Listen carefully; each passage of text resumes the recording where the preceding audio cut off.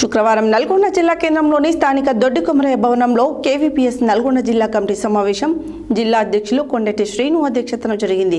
ఈ సందర్భంగా కుల వివక్ష వ్యతిరేక పోరాట సంఘం జిల్లా ప్రధాన కార్యదర్శి పాలడుగు నాగార్జున పాల్గొని ప్రసంగించారు. శుక్రవారం నల్గొండ జిల్లా కేంద్రంలోని స్థానిక దొడ్డికొమరయ్య భవనంలో కేవీపీఎస్ నల్గొండ జిల్లా కమిటీ సమావేశం జిల్లా అధ్యక్షులు కొండెటి శ్రీను అధ్యక్షతన జరిగింది. ఈ సందర్భంగా కుల వివక్ష వ్యతిరేక పోరాట సంఘం జిల్లా ప్రధాన కార్యదర్శి పాలడుగు నాగార్జున పాల్గొని మాట్లాడుతూ జిల్లా స్థాయిలో సంక్షేమ హాస్టల్ సమస్యలపై సమగ్ర సర్వే నిర్వహిస్తామని తెలిపారు.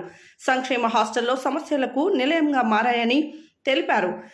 బీఏఎస్ స్కీమ్ కింద సీట్లు కేటాయింపు పారదర్శకంగా జరపాలని, వసతులు లేని శ్రీ చైతన్య స్కూల్లో అడ్మిషన్లు నిలిపివేయాలని తెలిపారు. ప్రైవేట్ బిల్డింగుల్లో హాస్టల్లో నిర్వహణ అస్తవ్యస్తంగా ఉందని తెలిపారు. దళిత కాలనీలో సమస్యలను వెలికితీసి కంటిన్యూగా కార్యక్రమాలు నిర్వహిస్తామని తెలిపారు.